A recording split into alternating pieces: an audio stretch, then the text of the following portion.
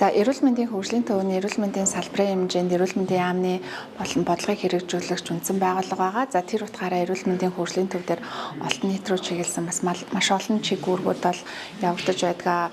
Өнөөдөр Монголын сэтгүүлчдийн цагаан үзэг холбоотой хамтраад эрүүл мэндийн хөгжил сэтгүүлчдийн оролцоо хамтын ажиллагаа бол хилцүүлэг явагдаж байна. За энэ хилцүүлгийн маань үндсэн гол зорилго нь ялангуяа одоо эрүүл мэндийн чиглэлээр сэтгүүлчид ажиллаж байгаа сэтгүүлчдэд эрүүл мэндийн хөгжлийн төвийн үйл ажиллагааг танилцуулах, за тэр дундад одоо мэдээлэл бэлтгэхт нь нотлоход мэдээлэлээр хангах анхдагч мэдээллүүдийг түгээх ийм зорилготой байгаамаа.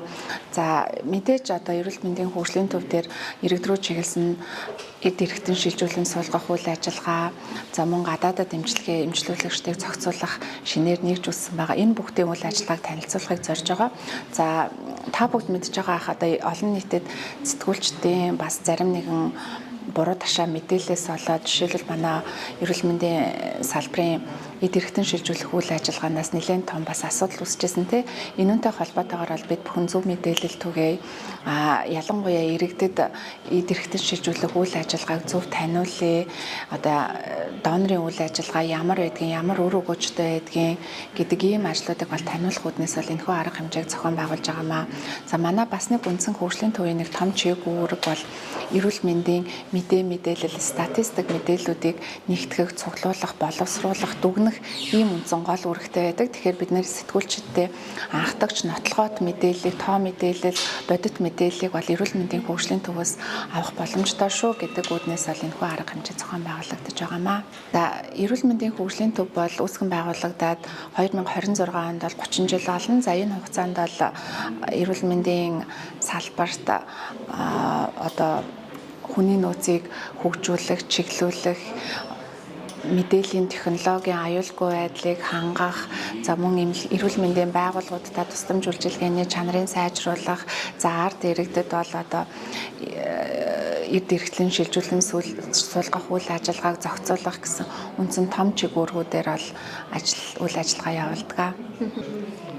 За манайд бол эрүүл мэндийн салбарын бодлогын төвшөнд хэрэгжүүлж байгаа 2024 онд бол гадаадад эмчилгээг зохицуулах нэгжийг бол бодлогын төвшөнд бол байгуулагдсан байгаа. За энэхүү алба маань одоо Монгол улсад эмчлэгдэх боломжгүй өвчний чиглэлээр гадаад улсыг зорж байгаа болон за өөрсдийн одоо хүсэлтээр гадаад улсад эмчилгээний тусламж үйлчилгээ авахар явж байгаа иргэдэд бол мэдээллээр хангах, за Монгол аль яг зөв эмнэлэгтээ очиж зөв тусламж үйлчилгээгээ авахын гэх мэт зохицуултуудыг хийдэг шинээр нэгж байгуулагдсан байгаа. За манай сүүлийн үеийн судалгаагаар бол манай Монголд эмчлэгдэх боломжгүй өвчний чиглэлээр болон мөн өөрийн хүсэлтээр явж байгаа маш олон иргэд бол гадаадыг зорж ин тэр дундаа Солонгос, Турк, Хятад, Энэтхэг гэсэн улсууд руу зорж ин. Тэгэхээр бид нэр энэ улсуудтай бол хамтын ажиллагааны хүрээнд яг одоо тэнд байгаа тусламж үйлчилгээний маш сайн үзүүлдэг чанартай эмнэлгүүдийг одоо зуучилж мөн тэр эмнэлэгтээ одоо яг тухайн тусламж үйлчилгээгээр очиод авахд ямар санхүүжилттай байх ингээ бүх юмнуудын тодорхой болгох үүднээс энэ эмнэлгүүдтэй гэрээ хийгээд за тэгээ улсын түвшинд энэ ажлыг зохицуулж хийхээр ийм зохион байгуулалттай нэгдээд ажиллаж байгаа. За бид бүхэн үйл ажиллагаагаа бол энэ одоо 2025 оны 6 сараас эхлээд яг иргэдэд үйлчлэх нэгжээ нэгээд ажиллаж байгаа. За энэ хүрээндээ бол нэг 100 орчим иргэдэд бол тухайн чиглэлээр явах гэж байгаа эмнэлгүүдтэй нь бол ингэж холбож өгөх те дээрээс нь зохицуултыг хийж бол ажилласан байгаа. За сайн мэцхан уу. За манайх болохоор эрүүл мэндийн хөгжлийн төвийн их хөгжил судалгааны алба. Миний нэрийг Дам гэдэг. За манай алба бол одоо Монгол улсын хэмжээнд эрүүл мэндийн бүх мэдээллийг цуглуулдаг алба. За нийтдээ төрийн 621 эрүүл мэндийн байгууллага, хувийн хвшлийн 2000 орчим эрүүл мэндийн байгууллагаас мэдээллийг авдаг. За бидрүүд мэдээллийг цуглуулна, хадгална, боловсруулна, түгэх ийм үүрэгтэй алба байгаа. За мөн бас манай албанд одоо их хөгжлийн сан бас бүрдсэн байдаг. За үүнтэй холбоотойгоор бол одоо улсын хэмжээнд иргэдэд болон эрүүл мэндийн байгууллагуудад бүхий л төрлийн одоо эрүүл мэндийн үзүүлэлтийг тоо баримтаар хангаж ажилладаг байгууллага байна. За түнчлэн бас манай албанд одоо бодлогын судалгаа байдаг. Мөн үндэсний тооцоо гэж байгаа. Тэгээ энэнийхэн хүрээнд бид нар статистик тоо мэдээлэлтэй суурлаад эрүүл мэндийн бодлогыг одоо тодорхойлох, түүнд шаардлагатай баримт бичгээр хангах үйл ажиллагааг одоо эрхэлдэг ийм алба байна. Манайх болохоор жилдээ одоо эрүүл мэндийн эмхтгэл ном гэж гаргадаг. За үүнийг болохоор одоо цаасан хувилбараар бол эрүүл мэндийн байгууллагт бүгдэнд нь хүргэдэг. За захин бэлбэрээр бол манай эрүүл мэндийн хөгжлийн төвийн htc.gov.mn гэсэн вебсайтаас бол манай тайлан мэдээллийг татаж авах боломжтой. За түүнчлэн одоо 13.13.mn гэсэн вебсайтн дээр одоо интерактив байдлаар бүх төрлийн мэдээллүүд нь гардаг. Тэгэхээр одоо эрүүл мэндийн мэдээлэл үзүүлэлтийг бол авахд маш хялбар бүгд одоо их амар болсон байна. За өнөөдрийн үйл ажиллагаа бидний эрүүл мэндийн хөгжлийн төв одоо эрүүл мэндийн сэтгүүлч нартайгаа хамтраад бид нар энэ олон нийтийн тунд хамгийн гол нь анхны их сурвалжаас нь мэдлэг мэдээллийг түгээхтэй энэ ойлголтыг нэгтгэх ийм зорилготой уулзалтыг зохион байгуулж байгаа. За энэ хүрээндээ би эрчим шилжүүн суулгах үйл ажиллагаа албаныг төлөөлдгийн хувьд бид нар яг олон нийтийн дунд эрчим шилжүүн суулгах үйл ажиллагааг хэрхэн зөв таниулан ойлгохыг хамгийн гол нь зөв мэдлэг мэдээллийг олон нийтийн дунд хэрхэн түгээх талаар хамтран ярилцж байна. За тэгэхээр иргэдийн дунд энэ донорын тухай ойлголт, эрчим шилжүүн суулгах эмчилгээний ойлголт маань бол өнгөрсөн жилээс хойш хараахан бас яг буруу мэдээлэлээс шалтгаалаад нэг буруу ойлголт руугаа хүрчээд байгаа. Тэгээ энэ хүрээнд бид нэр албаны зүгээс болон эрүүл мэндийн хөгжлийн төвтэй бид нэр хамтраад яг энэ мэдлэг мэдээллийг олон нийтэд хэрхэн зөв түгээх юм. Хамгийн гол нь энэ донорын ойлголтыг л хамгийн зөв мэдлэг мэдээллийг түгээх нь ийм чухал ажил бүгдлийн юм уулзалт болж байна.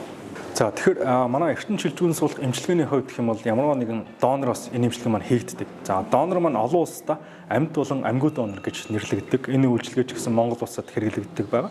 Тэгэхээр амьд донор гэхээр эмчлүүлэгч буюу өвчтний маань гэр бүлийн гишүүн байна гэж донорын тухайландаа заасан. Нэг ёсондоо тухайн эмчлүүлэгчийн ойр дотны ах トゥ хамаатан садан төрлийн хүн садангийн хүн орно гэсэн үг. Нөгөө талдаа мөн гэр бүлийн тухай хуулиараа тайлбарснараа гэрлэгчийн буюу одоо би эмчлүүлэгч байлаа гэхэд манай эхнэрийн талын ч гэдэг юм уу те гэрлэгчийн талын ах トゥ хамаатан садан гас амьд донор болох боломжтой. За эдгээр хүрээнд донор болох боломжтой хүн маань олдохгүй одоо байх юм бол амьгүй буюу тархины өхөлтэй донорын хүлээгч хэсалтанд бүртгүүлээд хүлээж иж болно гэсэн үг. Ингээд сонгогдсон тохиолдолд амьгүй буюу тархины өхөлтэй донороос эрчим шилжүүн суулгах эмчилгээ маань хийгддэг гэсэн үг. Тэгэхээр иргэдийн дунд нэг буруу ойлголт нь бид нэр цогцсноос ч гэдэг юм уу одоо моргоос ч гэдэг юм уу нас орсон хүнээс бид нэр эргэтэн аваад байна гэж буруу ойлгоод байгаа. Энэ маань бол ямар ч боломжгүй. Нэг ёсондоо энэ тархины үхэлд хүрсэн гэдэг нь тухайн мэрэгжлийн багаар батлагдсан тохиолдолд бид нэр гэр бүлтэй уулзаж донор болох хүсэл тавьдаг. Энгийнээр хэлэх юм бол бид нэр комд байна гэж яриад байдаг тийм ээ. Тухайн хүн ямар ч одоо тархины үйл ажиллагаагүй болцсон энэ үед нь тархины үхэл гэж нэрлэдэг байгаа. Тэгэхээр энийг мэрэгжлийн баг онцлоод багжийн болон багжийн бус шинжилгээгээр онцлдог ийм нарийн шалгуураар стандартын дагуу онцлдог байгаа. Ингээд энэ хүрээндээ үнэхээр тархины үхэлд хүржүүгүй юу гэдгийг хоёр удаа үзээд батлагдах юм бол биднэрт хэлээд бид нар гэр бүлд уулзаж хүсэл тавьдаг. Гэр бүлтэй уулзахад бид нар ямар нэгэн байдлаар дарамтшилт үзүүлэхгүй, тулгын шаардахгүй ч гэдэг юм уу те зөвшөөрөх, татгалзах хэрэг нь тухайн гэр бүлд байдаг. Тэгэхээр бид нар хүсэлтэд тавина, зөвшөөрөх үү, татгалзах уу гэдэг нь тэр гэр бүлийн эрх байдаг. Хоёрдугаарт бид нар зөвшөөрлийн маягт маань эрүүл мэндийн сайдын тушаалаар батлагдсан маягт байдаг. Энэ хүрээндээ бид нар зөвшөөрсөн эс эдэрхний нэрийг бичдэг байгаа. Тэгэхээр та Монгол улсад одоо элэг бөөр шилжүүн суулгах эмчилгээ хийж чинь, шөрөм шилжүүн суулгах эмчилгээ хийж чинь та аль эд эрхний зөвшөөрч чинь гэдгийг асуугаад зөвшөөрч явах юм бол тэрийг бичиж тэмдэглэдэг байгаа. За бид нар одоо шинэ хууль журмандаа нэмэлт өөрчлөлт оруулаад ямар эд эрхний гэдгийг илүү одоо нарийн баталгаажуулах ийм зохицуултыг оруулж ирж байгаа. За донорын тухай хууль маань анх 2000 онд батлагдахдаа цусны донорын тухай эрх зүйн орчин харилцаа зохицуулагдж ирсэн. За 12 оноос эртний донор зохицуулагдж ирж ирсэн бол бид нэр энэ жилээс энэ хоёр хуулийг хоёр бие даасан анхдагч хууль болгож байгаа буюу цусны донорын тухай хууль, эргэтэн эд шилжүүн суулгах эмчилгээний тухай хууль гэхэд хоёр бие даасан анхдагч хуулийг боловсруулад өргөн барьсан. Удахгүй их хурл нийгмийн бодлогын байнгын ороор хэлцэгдэх бах. Энэ хэрвээ батлагдах юм бол энэ эргэтэн шилжүүн суулгах эмчилгээний цар хүрээний мэднэ эмчилгээ үйлчилгээний дэвшилтэд технологи нэвтрэн эмч эмнэлгийн мэргэжнүүд маань сайжран нөгөө талдаа иргэдийн дунд мэдлэг ойлголт нь нэвтрэх нөгөө талдаа эмч эмнэлгийн мэргэжнүүдийг хамгаалах тогтолцоо бүрдэх юм боломжтой байгаа. Тэр нөгөө одоо донор болсон маань тархины үхэлтэй зүрхтнийг талигсан байсан. Тэр нэг үү. За олон улсад энэ амьгүй донор гэдэг нэршлэн disease донор гэж явдаг. Disease донор дотроо хоёр төрлийн донор байдаг. Тархины үхэлтэй донор буюу branded донор. За нөгөөх нь зүрхний үхэлтэй донор буюу circulation dead донор гэсэн хоёр төрлийн донор байдаг. За Монгол улс маань тархины хөлтөө донорыг ашигладаг. За олон улстай энэ хоёр төрлийн донорыг ашигладаг хэдий ч дэлхийн нийт эрчим шилжүүн суулгах эмчилгээг 100% гэж үзэх юм бол 90% тархины хөлтөө донороос 10% зүрхний хөлтөө донороос хийгдэг гэсэн. За зүрхний хөлтөө донороос эрчим шилжүүн суулгах эмчилгээ хийхэд илүү нарийн дэвштэй технологи тоног төхөөрөмжийг шаарддаг. Одоо энэ маань бол ECMO аппарат буюу Монгол улсад цөөн тооны хэмжээнд байгаа энэ аппаратыг хүртэл шаарддаг байх жишээтэй. Нэгэсэндээ зүрх зогсонгод үргэлжлүүлээ шууд зүрхний үйл ажиллагааг хангах хиймэл аппарат ажиллаж ийж эргэтэн авах мяслаа маань хийгдэг байгаа. Ингээд энэ тархины үхэл гэдэг дээр нэг тайлбар хэлэхэд мэдээж энэ тархины цус харуулт, тархины осол гэмтлийн шалтгаанд орсон энэ хүнийгээ бид нар амнаас аврах эмчилгээг маань хамгийн эцсийн шатанд хүртэл тултал эмчилгээ хийнэ гэсэн үг. Үнэхээр эмчилгээ хийгээд нэмэргүй болсон үед энэ тархины үхлийг сэжиглээд тархины үхлийн баталдаг байгаа. Ингээд батлах юм бол бид нар гэр бүлтэй уулзах хүсэлтэд тавьдаг байгаа шүү. Нэгсэндээ бид нар тасгаар орж ирэхэд бид нар тэр хүнийг донор болохыг зорддоггүй. Нэгсэнд амнаас аврахыг хамгийн эхэлж зорддیں шүү. Ингээд үнэхээр эмчилгээ хийгээд нэмэргүй байгаа үед нь бид нар тархины үхлийг л оншилтын шүү гэдгийг иргэд маань зөв ойлгосоо л гэж хүсгээр байгаа. За олон улстай бол энэ амьд донор болон амьгүй донорын эмчилгээ маань бол эхлээд тухайн эмчилүүлэгч амнаас эрсдэх гээд байгаа тийм өнөө маргаашгүй одоо амнаас нэрсдэх гээд байгаа үед нь л энэ амьд донор буюу хамаатан саднаас нь донор болгодог байгаа гэсэн үг. Энэ маань бол хүний эрхийн түгээмэл тунгалтай холбоотой, хүн амьд явах эрхтэй холбоотой байдаг учраас тухайн амьд донор болно гэдэг илгэний хувьд гэх юм бол 60% өгнч гэдэг юм уу те. За бөөрийн хувьд нэг бөөрөө өгж байгаа хэдий ч эргээд хэвийн амьдралдаа ортол тодорхой хэмжээний хугацаа шаарддаг учраас мөн эрсдлүүд байдаг учраас аль болох амьгүй донороос эмчилгээ хийх зорддог. Олон улстай бол амнаас эрсдэх гээд байгаа үед нь амьд донороос хийд юм байна. Үлдсэн бусад бүх тохиолдолд амьгүй буюу тархины үхэлтэй донороос эрчим шилжүүнээс бол эмчилгээ маань хийгддэг байгаа. Баярлалаа. Нэрийн утсан юу? За манай алба бол анх одоо яг иргэдээс гарч байгаа хүсэлтийн дагуу хэрэгцээ шаардлагын үндсэн дээр энэ одоо албыг 2025 оны 3 сард бол эрүүл мэндийн сайдын журшаалаар баталсан чигүүргийн дагуу бий болгосон байгаа. За иргэд маань одоо зайлшгүй шаардлагаар Монгол улсад эмчлэх боломжгүй өвчний чиглэлээр гадаадын улс орнуудад эмнэлгийн тусламж үйлчилгээ авах хэрэгцээ шаардлага бас жилээс жилд өсвөдэн. За дээрэс нь иргэд бас эмнэлгээ сонгох өөрийн тэр эрхээ эдлэх за мөн бид нар гадаадын эрүүл мэндийн байгууллагатай хамтын ажиллагаатай байгууллагуудаас бас иргэдэд гадаадд эмчлүүлэхэд учирч байгаа тэр санхүүгийн дарамтаас нь бас тодорхой хэмжээгээр ууруулах ийм хэрэгцээ шаардлага байсны үндсэн дээр энэ нэгж бол үйл ажиллагаа явуулж байна. За өнөөдрийн байдлаар 2025 оны 3 сараас хойш бид нар нийтдээ 70 гаруй иргэдэд бол гадаадын эрүүл мэндийн байгууллагын чиглэлээр одоо нэгдсэн мэдээллийг за мөн гадаад улсад эмчилгээ онцлогоонд хамрагдахад юуг анхаарахыг за манай хамтын ажиллагаатай байгууллагуудтай хамтран ажиллахад санхүүгийн одоо хичнээн хувийн бас тий одоо дэмжлэг үзүүлэхийн гэдэг талаараас бид нар мэдээлэл зөвлөгөө авч иргэдийг бас хүсэлт гаргасан иргэдийг бас гадаад эрүүл мэндийн байгууллагуудтай холбож өгөх юм үйл ажиллагааг зохион байгуулж байна. За иргэд маань өөрсдөө өөрийнхөө хүсэлтээр би гадаадын улс орны эмнэлэгт бас эмчлүүлэе гэж хүсэлтээ гаргаж болдог. Дээрээс нь бас мөн эрүүл мэндийн сайдын тушаалаар батлагдсан Монгол улсад эмчлэгдэх боломжгүй өвчний жагсаалтын дагуу бас иргэд маань гадагшаа эмчлүүлэх хүсэлтээ гаргаж болдог. Ийм хоёр төрлөөр бол иргэд маань эрүүл мэндийн яамн дээр, эрүүл мэндийн хөгжлийн төвийн энэ нэгждэр за дээрээс нь одоо эмнэлгийн дүгнэлт гаргадаг эрх бүхий, улсын 1-р эмнэлэг, 2-р эмнэлэг, 3-р эмнэлэг, за дээрээс нь хүүхдийн эрүүл мэндийн үндэсний төв, гэмтэл согс судлалын үндэсний төв рүү бас иргэд маань хүсэлтээ гаргаад тэр одоо эмнэлгүүд дээр орон тооны бус юм комисс ажиллаж байдаг. За эдгээр комиссны иргэний гаргасан хүсэлтийн дагуу бүрдүүлсэн нөгөө онцлогоо эмчилгээнийх нь дүгнэлтэн дээр үндэслээд энэ бол үнэхээр Монголд эмчлэгдэх боломжгүй өвчин юм байна. Энэ өвчнөр бол гадаадд заашгүй шаардлагатай эмнэлгийн тусламж авах хэрэгцээ шаардлага байна гэсэн комиссийн дүгнэлтээ гаргадаг. Энэ дүгнэлтээ авсан иргэд маань болохоор манай зохицуулах нэгждэр хурж ирээд яг энэ тухайн одоо өвчний чиглэлээр аль улсын аль одоо эмнэлгийн тусламж үйлчилгээг илүү үзүүлж чадж байна гэдэг мэдээллийг манай нэгжээс бол авах юм бүрэн боломжтой байдаг. Бид нараас хамтран ажилладаг байгууллагууд руугаа энэ иргэдийг бас холбож өгөх ийм зохицуултыг хийж ажилладаг байна.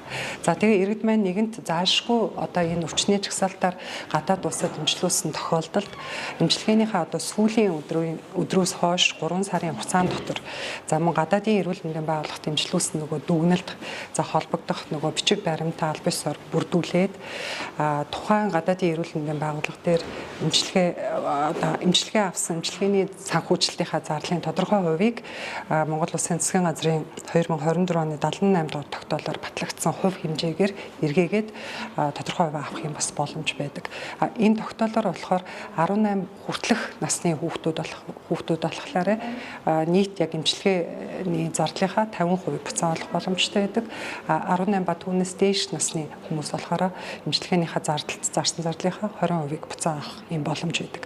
За дээр нь бас энэ зохицуулт нь болохоор төрийн албан агчдаас онцлог байдаг. Төрийн албан агч хэрвээ заашгүй шаардлагаар гадаад улсад эмчилүүлсэн тохиолдолд төрийн албаныхаа хуулиараа бас тодорхой хувийг өөрийнхөө одоо харьяалагдах байгууллагаас авах ийм зохицуултаас байгаа. Ерөнхийдөө бид нар нөгөө гадаадын эрүүл мэндийн байгууллагуудтай хамтран ажиллах гэрээ байгуулахдаа тодорхой шаардлага тавьж байгуулж байгаа.